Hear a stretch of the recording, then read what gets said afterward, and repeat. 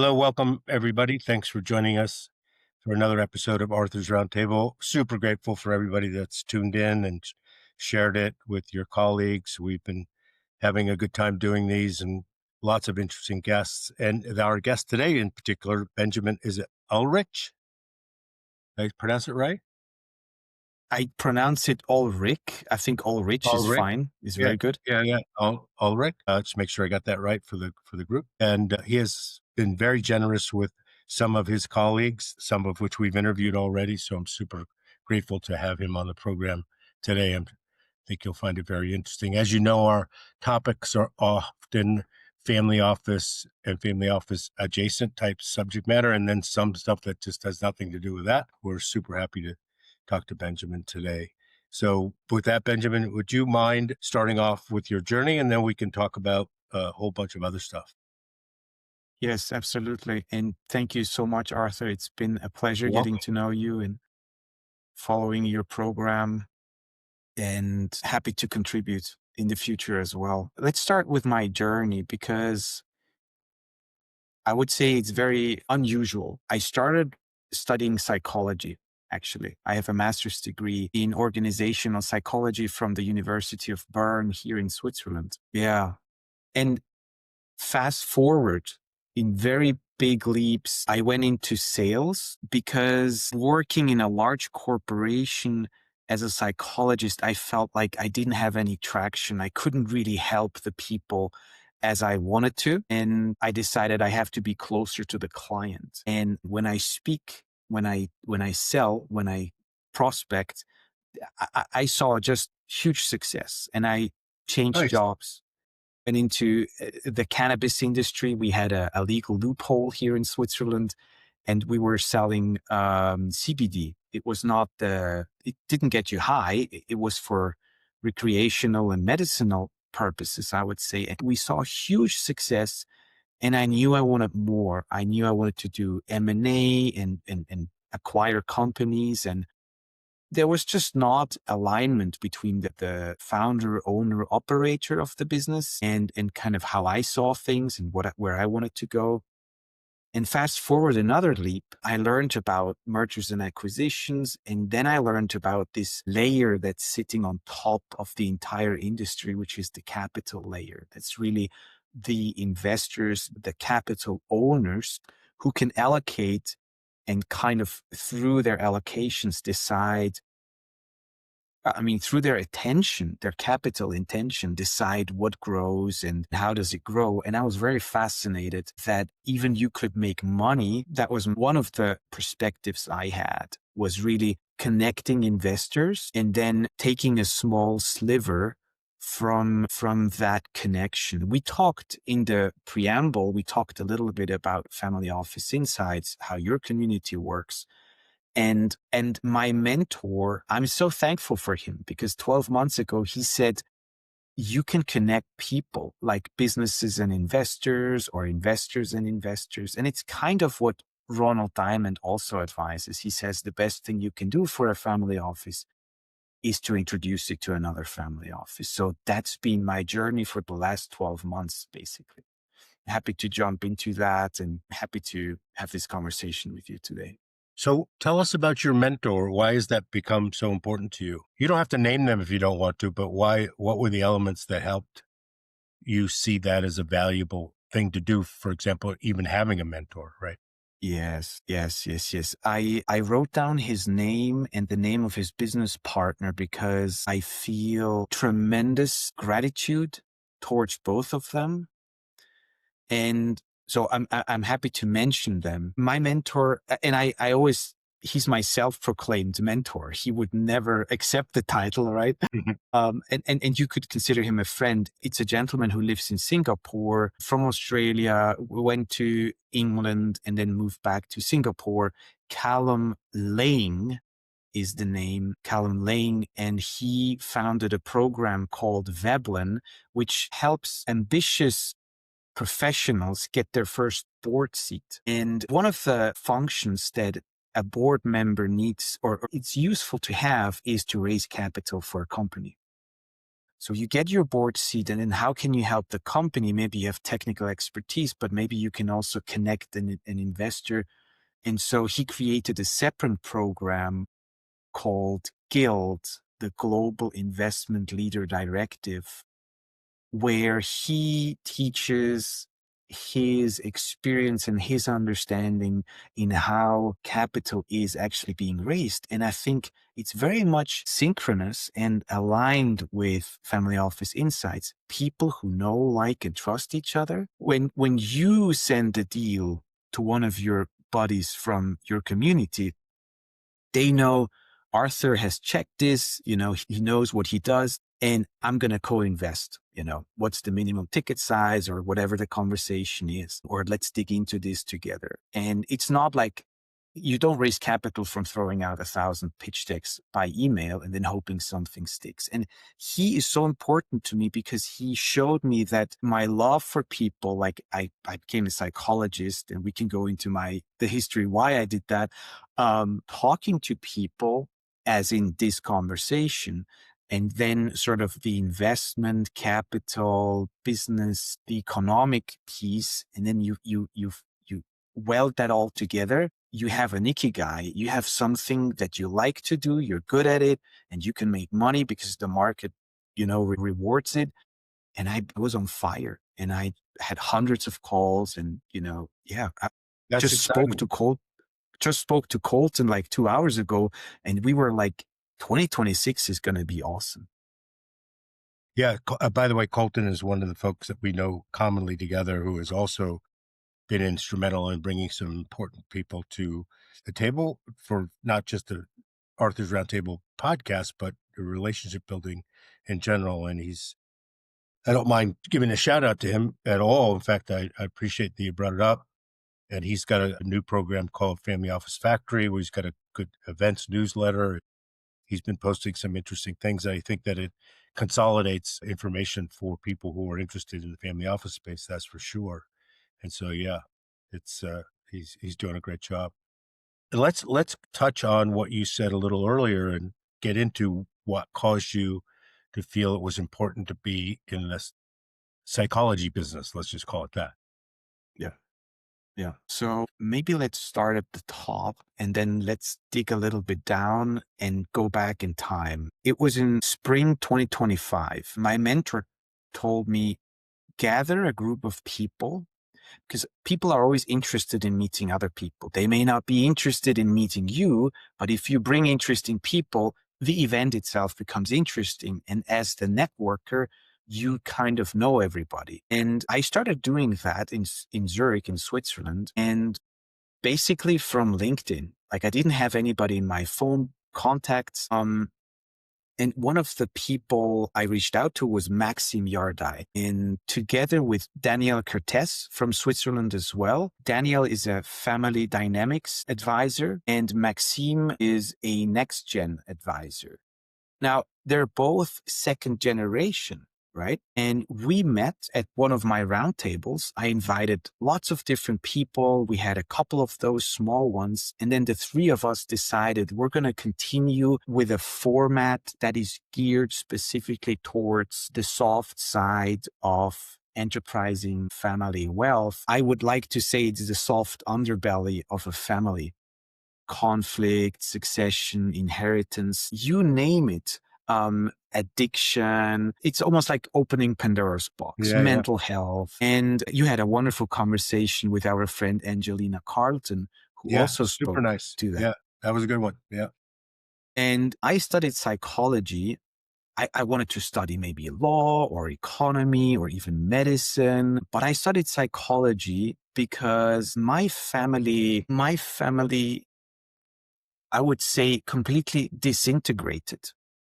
If you look at the different generations, there was nothing of substance. I was under a lot of pain. I was tremendously suffering when my parents separated. And I was in the States for a year as a teenager. I came back, my mom moved out, and my friends all kind of dispersed. And I realized I didn't really have anything inside of me that could resist all these changes and still be functional. And I went into a deep, deep spiral.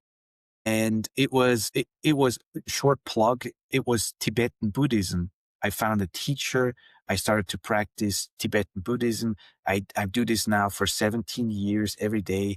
And it helped me to understand, okay, this is why it's happening. This is what you can do. And so I'm good on this side. And I decided, I have children. My children live in Montreal. So my own children are physically closer to you than they are to me Wow. Yeah. because of the setup Yeah. with the mom and everything, right? So I made it a mission, and I was crying a lot and often, when my children left my life. It was like pulling something out of Yeah, my that's heart. It rough. was a physical experience.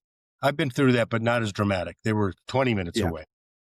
Yeah, yeah, and I'm happy for them. I'm happy Yeah. for everyone, right? Yeah. Because so the mission that Maxime, Danny, and I have is really helping families have better relationships and not avoid sort of the pitfalls that are just there, because they're just magnified if you're wealthy. But also on a kind of personal mission, I wanna speak to mental health in general, because whether you have high net worth or not, mental health doesn't stop there. And you've been interviewing Sean Lesser from The Real. I'm an ambassador with, they're coming to Davos now for the WEF. So let's hope we can family relationships. That's kind of one of the messages I'm putting out there with the in-person events that we're hosting, and a little bit my activity on LinkedIn. So I give you a lot of credit. I happen to think that of, and if you want to call it a dogmatic religion, I guess you could do that. But the Buddhists really had a lot going on. I mean, they knew how to handle stuff, right? And they knew how to teach people to handle things. So good for you, Thank you. because I think it would have been. And this is just my opinion. It doesn't have any basis in empirical data. Uh, I think religion as a rule is a good thing. I think it is all uh, potentially hazardous because there's uh, ways that people can lead you astray, even in religion, and they take advantage of that. But the Buddhists seem to have I've spent a lot of time studying it. I've been doing transcendental meditation since I was 17. I really, really appreciate the way their outlook on things, the non-attachment, the whole thing. But I've studied it a lot and really appreciate it. So it's just an editorial, but I think that was probably a good move. And I'm glad you were able to, to do that. And Sean is whatever he's done. And I admittedly interviewed him. I understand, mentioned to you, Benjamin, that I knew him before he had his well articulated and open discussion about his breakdown. I knew him 5 years before that. And so it's good to see how, and enriching to see how people have assimilated into his program, but in a very comfortable way. There's no real big ask, right? So it's good to see that that's working for a lot of people, and I appreciate what he's doing as well. So a little plug for him too. And let's just face it, if you have a psychology background and you have an edge on most other salespeople because you can read people, right? Arguably. And perhaps that's one of the reasons you prospered so much in sales, aside from the loophole for the cannabis business, right? Yeah. It's I've been giving it a lot of thought, and I should say here quite explicitly and clearly, I really stepped away from sales because it became very repetitive. I could see the pattern, and I have self-diagnosed ADD. Like I have very strong need for novelty. And I have a strong need for pattern analysis. And once I start to see the structure, how the dots emerge and they connect, I'm like, okay, I get the picture now. Let's move on to something new, because that's what I like to do. And I could see sales being very repetitive and a new challenge of something that's more sophisticated. Now, to the point I studied psychology, I have a way of building trust with people. There is something that people say, I'm speaking from the heart, right? And it's conducive to relationship building. And if two people meet within a business context and you're good at building a relationship with this person, well, it's kind of easy embedded in that atmosphere to then, should I say, Garner trust so operate. you can conduct business. And then you can conduct business. Like, sometimes I would call up people and be like, I would like to do business with you. I'm like, literally, the first sentence I said, like, this is Benjamin. I'm from XYZ company. This is a call to tell you that I would like to do business with you. And I would give it to them frank, and then it would take a few months, and then, you get the right moment, and then you can send some samples, and then you start transacting because people like to do. I had one guy tell me, the reason why we are doing business with you is because you, Benjamin, you keep 3 pens in your trousers, and you're clever, you're smart, you're thinking, you're taking notes, you care, and we want to do business with a person like that. So it's funny sometimes, but It is funny sometimes. Would you say that in the context of family dynamics, that you mentioned it a little bit earlier, that many families have the same problems. They're just exacerbated by wealth and become more complex simply because there are some people who have problems that don't have money get, for example, survival mode kicks in and they don't have time to deal with the problems, right? Because they have to make sure they put food on the table for the kids. And if the fundamental survivorship stuff is taken care of, then they have more time to think about the issues that are causing them anxiety and that sort of thing. Is that fair to say, you think? correct me if I'm wrong, but I think this is Maslow's hierarchy, right? I did a certification on, there was a guy, not sure if I can remember his name, but he was living at the same time as Maslow. And whereas Maslow created a pyramid with consecutive segments, this other person, Claire Graves is his name, Spiral Dynamics, and he created a staircase model where he said on the left side is an egocentric focus, and on the right side is a group centric, we centric focus. And you start with survival, then you go into like dominating, then you go into like structures like governments and police and rules, and then you go into more sort of teamwork, and then at the end you should be like, but it would be very beautiful world almost like, Yeah. or whatever. Utopia. But let's forget about the top part, and let's just say most people are somewhere here or maybe here. But I would see the picture you're painting, I would kind of turn it around and be like, on the one hand, people who are fighting for survival, and even in our modern societies, be it Canada, North America, or Europe, but it could be China, it could be Africa, or even terrible places. When you're in a bad place, you might do bad things, and we see violence, we see all sorts of bad stuff, even particularly with people who are fighting for survival. So and what I would sense is that when you are of an enterprising family, depending on your situation, and let me finish that thought, and then maybe I can break it down into what I'm seeing. I would argue that maybe the spotlight is on you because you're a child of someone. There's probably a different sense of your community is different. If you have a single parent mom and she has to take the subway and you see her a couple of hours max per day, if that, you're kind of isolated. You might be lonely and everything. I don't know. But then if you go to INSEAD or Oxford, and you're all in all these places and you have to get a job into the family business, or you have to go to Goldman or Deloitte first, and then go to the family business, you're always surrounded in a way. And you might not have time to think about who you are and what you want and then how to express that. And so one last thought that I have is, and what I'm very adamant about is, if we learn the language of what's happening, we can express ourselves and we can start to understand each other and we can start to negotiate and we can start to build structures or have measures.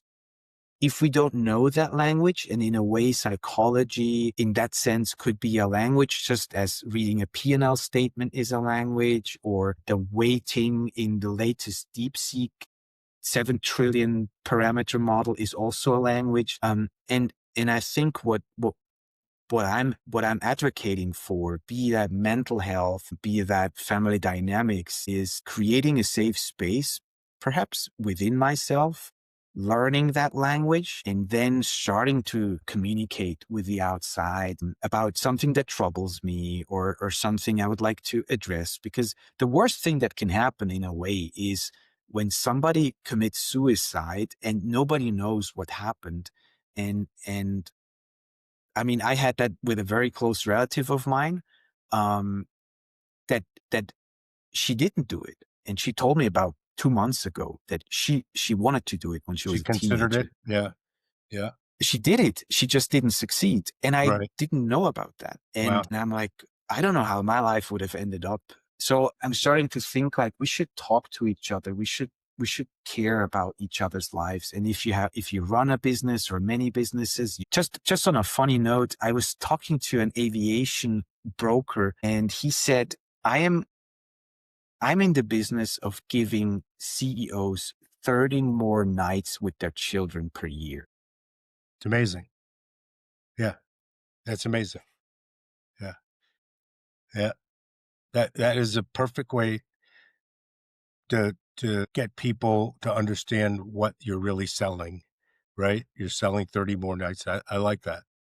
You know, what you said earlier about language, I've often read a book and said after reading the book, "Oh my god, that's exactly how I was feeling.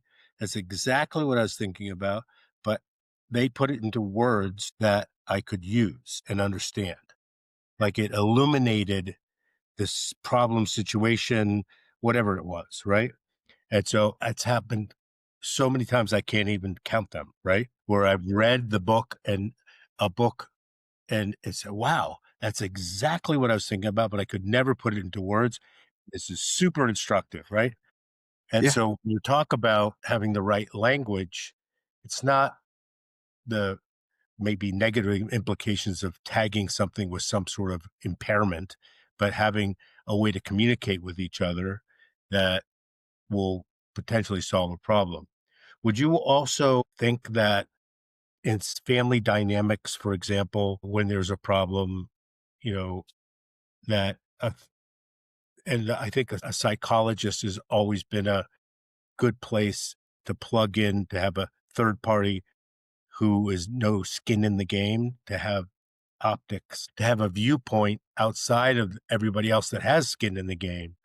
So in your practice, in what you're doing with family dynamics and trying to solve problems, it's truly viewed as a valuable thing to have a third party who's not part of the family to at least come in and listen and digest the information and spin it back to everybody, because you don't have the same consequence as everybody else who does have skin in the game. Yeah.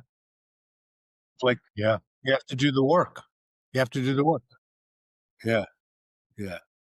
Yeah. There's no magic bullet. You have to do the work.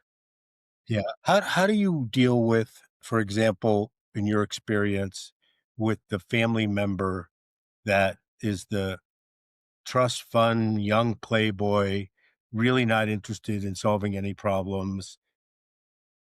Family meeting is called, they don't show up, or they show up and are cavalier, like youth often knows everything, and so they just don't want to be bothered and just take the Lambo out to Monaco and, forget about all this hard work. How does one deal with that? Yeah, yeah. No, no, no, no. This is all super helpful. Don't even think about it that way. So actually, I think it was one of your countrymen, if I can refer to him that way, that did the Rudolf Steiner School. Do you remember? Are you familiar with that? I mean, that was I happen to be familiar with that education. My son almost went there. Somebody else I know that did, and many others, is a Steiner School in New York City, and I happen to know a lot of people that went there. But it was, I think, flew in the face of traditional education, and the kids were engaged. They were reading as much as they could without any pressure. You walked into the class in the morning as one of the middle school kids, and you cleared your desk, and you went around the room and you sent the light to somebody that you wanted to send the light to, right? And so you lit a candle. And I mean, it wasn't hocus pocus. It was like, okay, who is it that you know that would appreciate getting the light that might be going through something difficult, or you just wanted to show an appreciation for? Like if you teach that at an early age, that becomes a whole different way of thinking things. I mean, that simple gesture in the morning, right? Like, okay, clear your desk, send the light to somebody. And if you didn't want to, you didn't have to, right? Super interesting. Yeah, education. That's a whole nother podcast, what's going on there. But so go ahead. So I spent a lot of time thinking about this and also being knee deep in deal making and as an investor and from time to time as one that causes a deal to get done, like a syndication or an intermediary. And on one extreme, first of all, there's always nefarious characters involved, right? So you have to just have your radar about that. And then I think it's fair to take New York City investment banking kind of out of it because New York City investment banking, and I'm picking on New York City for a reason, still in many respects is hard charging, run through the walls, and build relationships and get those big institutional checks to to vote with you when you have a deal that needs to get done. So that's one thing. I think we take that out of it for a minute, and then I think we need to take another thing out of it for a minute. That is, the Silicon Valley temperament is share and share alike. Everybody's helping somebody. New York is, what do you have on your mind? No, thank you. Next. What do you have in your mind? That sounds great. Here's the check, right? It's two different sort of systems, and they both come along with their dark side, right? But the Silicon Valley part of it was if you were sort of in the club and there was a deal that everybody was piling in on and you got a piece of it, you're likely to succeed on the in the way that venture capital succeeded. Flush 90%, 10%, or through. Okay. And I think that as time has gone on, let's just say in the last 10 years, that the relationships have become more important. And this is perfunctory stuff that we all know and just hard to do. Like it's really hard to decide depending on where you are in your career. Let's just say your career is raising money and funding deals.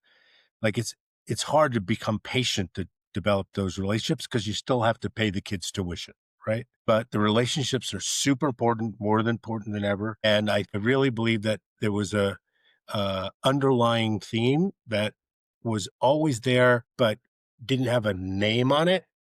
But it was really good storytelling. In other words, people don't buy. You have to have the standard good team, good idea, done your homework, done the research, demonstrated that it can possibly be done. But if you're not a good storyteller and you don't have the relationship with the good storytelling, you're two steps behind, right? A good story will get funded, right? If you have the most brilliant idea and you can't tell the story, you're screwed. Yeah. It's much better than if we just jumped in and said, okay, here's my business model. Here's what I'd like to do. Here's how I get paid, right? Yeah. I'd like to share with you something that has been really valuable. And it was a byproduct of Family Office Insights in person and now web-based pitching sessions, because that's all we do. I mean, Family Office Insights is just deal flow, right? But one of the most valuable byproducts was when an entrepreneur was being put in the room with 30 family offices that were super smart. I mean, some of the smartest people you'd ever want to meet. And they'd pitch. And you'd go around the room and they'd say, have you thought about this? Have you thought about that? Have you thought about this? And they'd walk away with $500,000 worth of knowledge for the $16,000 that we charged them. And even if they didn't raise any money, which they probably would have, unless it was a really bad idea, they just walked away with gold. They just got an advisory board of 30 family offices that gave them stuff that they would never even have thought of. I can't tell you how it happened. They go, holy cow, we never thought about that. Right. Right. Yeah. I think that makes sense. I also think that, for example, in the case of our poor playboy that we've been using as an example and beating up on him, is that the parents might be all fucked up, right? I mean, the parents might not be in a position where they're any interest in in sort of adjusting themselves, right? And so that doesn't mean that the son can't, but it often helps if you lead by example, right? Yes, I'm familiar with it. Yeah, legacy trauma is real. I'm gonna read just one headline here.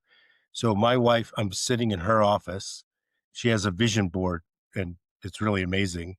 But right in the center, inspired by families who were here before us, personal and family ancestral healing affirmations, because she's had some really, really bad ancestral trauma that was passed down, and she discovered not to just to her, but in other words, she's had her own traumas, but she was able to discover the traumas of her father and her mother and the grandmother. It's really, really, it's deep seated in your cell structure. And there's a way of getting rid of it. Can often be, I mean, how many times have people sat down with a skilled psychologist and they say, well, holy cow, I blocked that out. But now that I know about it, I can deal with it and off we go, right? I'm oversimplifying it, but you get my point, right? Hopefully. I've also often seen personally where there were people in my life that weren't just not ready. They weren't fertile to deal with it, whatever it happened to be. And then a few years later, whatever happened to them, whatever they read, went to an ashram, whatever triggered them to say, well, wait a minute, I think I'm ready for this. And then you have to want to do something about it, right? And I've also seen so many people who are seekers that are always looking for the magic solution to their problem, then they're just spiraling out and always looking for a solution that's not there, right? Like it's an endless journey for no solution because they're not willing to do the work. But I mean, that's just an editorial. I would love that. Yeah. It's in the last 18 months, AI went from something that IBM did for big companies. I'm using it as an example. It's not exactly true or precise, to everybody can do AI. Like it is beyond what you can do with $20 a month in Perplexity, like, or Claude or any of them, right? It's just fascinating. Yeah, yeah. I think that it's still back to Think and Grow Rich. If it's going to be up to me. So if I'm in a job that is going to get eliminated by AI, then it's up to me, not my government. Of course, I'm an American, and I'm also one that wants as little government as possible because we know that we have to put up with graft and people bribing people and all the bad stuff that goes along with government. And I know that'll never get eliminated. I just want it to be as little as possible. So, and I don't think that the government is going to rescue me, and I don't want free money. That's just my point of view, right? I think the government can have policy that can help people retrain because they endless amounts of money on things that have no accountability. So there is the potential that the government can do things that will help people. It's just that the way, at least in the US, our government operates is they say, we're going to do this because it's going to help the underprivileged, but there's never any accountability that it did, right? It just funded a program and never turned the money off, right? And Switzerland is a different place, right? So I want to touch on one more thing, if it's okay with you, in our last few minutes. In your experience, and I'll come out full disclosure that I've had really enriching and I would say bountiful experiences in plant-based medicine in helping deal with trauma, dealing with problems that I want to solve in my life and with others. Have you experienced any of that? I'm not asking you to disclose personally, but have you seen that used in any of your work with families and deciding that, okay, we need a psychologist, we need a mediator, we need an advisor, and maybe we should do some ayahuasca together? I'm being dramatic on purpose. No doubt. No doubt. Yeah. The drunk Uncle Rob, right. Yeah, I think that all makes sense. Yeah. Yeah, for the record, I know a family very, very well, very wealthy, and divorced and kids kind of scattered and not very aligned. And they did do journeys, but not together, separately, same time, but with different shamans. In the idea that they were in agreement that it might be a good idea, but they weren't interacting with each other during the journey. They were separate with different guides. Yeah, and they came out of it where it was super helpful. Yeah, yeah, yeah, yeah. Yeah, so it's still highly illegal, and so do you wanna remove it from that being perceived as that way in the context of therapy or where it's, overseen by clinicians and that sort of thing, and make it so it's not illegal, much like cannabis was for, medicinal purposes, right? Yeah, that's it. Yeah, I happen to be super happy to be alive during this time because I think it's absolutely amazing. So, Benjamin, I have to run. I apologize. Uh, I think that we should do this, if it's okay with you. Should is a bad word. I would really enjoy doing this again shortly, and we can just keep on going about subject matter after we publish this, if you wouldn't mind. Yeah, yeah. So, happy New Year to you, and thank you everybody for listening in. If you got a chance to see this, and please feel free to share it among your colleagues and friends. I super appreciate it. Benjamin, that was awesome. Thanks for doing this. I'm going to sign off now, but we'll talk soon. Okay. Thank you. Okay. Thank you.